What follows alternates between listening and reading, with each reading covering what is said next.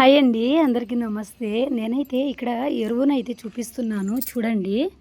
మా చెట్లకు వచ్చేసి నేను ఎరువు అండ్ మట్టి ఈ రెండు కలిపి నేను చెట్లకైతే ఇస్తూ ఉంటాను. ఇదిగోండి ఎరువు, ఇది అది మట్టి. ఇవి రెండు కలిపి అయితే మొక్కలైతే నాటుతాను నేను. ప్రతి ఒక్క మొక్క అంటే ఆర్గానిక్ కూరగాయలు పండించాలి అనుకునే వాళ్ళు మాత్రం ఇలా ఎరువు మాత్రమే తీసుకోవాలండి. ఎటువంటి మందులు అయితే వాడను నేను 3 డేస్ బ్యాక్ అయితే కొన్ని విత్తనాలు అయితే చల్లాను. అవి మొలిసాయి, అవి చూపిస్తాను.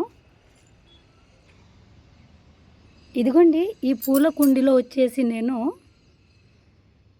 నేల చిక్కుడు అయితే వేశాను. చూడండి చక్కగా మొలిసింది. అలాగే లాంగ్ వీడియో అయితే ఇంకా చేయలేదండి, లాంగ్ వీడియో కూడా చేస్తాను నేను.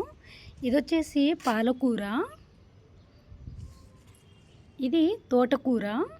చూశారు కదా, భలే మొలిసినాయి కదా.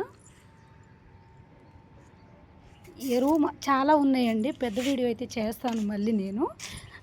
పెద్ద వీడియో అయితే చూడండి, ఓకేనా ఫ్రెండ్స్. ఎరువు ఇదిగోండి, ఇదంతా ఎరువునే. ఒక బస్తా అయితే తీసుకొచ్చి పెట్టుకున్నా, ఎప్పుడు అవసరం పడితే అప్పుడు నేను ఇలా మట్టిలో కలిపేసి చెట్లకైతే ఇస్తూ ఉంటాను.